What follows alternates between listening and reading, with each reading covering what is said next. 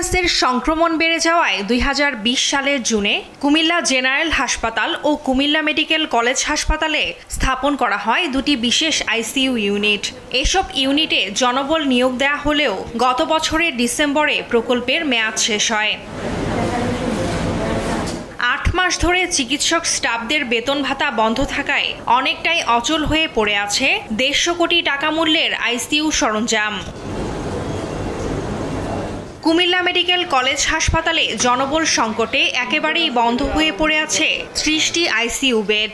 এদিকে ৩ জন চিকিৎসক ও ৪ জন নার্স দিয়ে চলছে কুমিল্লা জেনারেল হাসপাতালের ১০টি আইসিইউ বেডের কার্যক্রম। ১০টা বেড চালু থাকার কথা থাকলেও আইসিইউ হিসেবে আসলে চলছে এখন ৫টা বেড। কোভিডের কারণে আসলে যখন প্রয়োজন হবে তখনই আইসিইউটা আসলে সচল রাখাটা খুবই প্রয়োজন হবে। আলাদা করে কোভিড আইসোলেশন ইউনিট আছে, কিন্তু সেটাও চালু করতে গেলে লোকবলের প্রয়োজন, যেটা এখন খুবই সংকট বর্তমানে। জরুরি সময়ে আইসিইউ ইউনিটের বেহাল অবস্থা দেখে দুশ্চিন্তায় পড়েছেন সাধারণ মানুষ।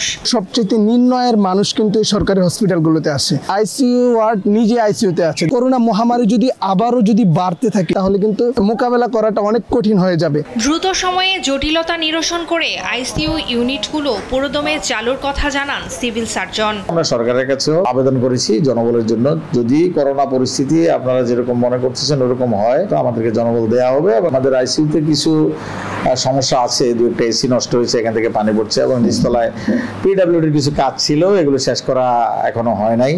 তো আমরা পিডব্লিউডিকে চিঠি দিয়েছি, উনি আমাকে আশ্বস্ত করেছেন এক্সিয়ান মহোদয় যে 1 সপ্তাহের মধ্যে কাজগুলো করে দেবেন। সরকারি এসব আইসিইউ চালু হলে সুবিধা পাবে নিম্ন আয়ের মানুষ, এমনটাই মনে করছেন সংশ্লিষ্টরা।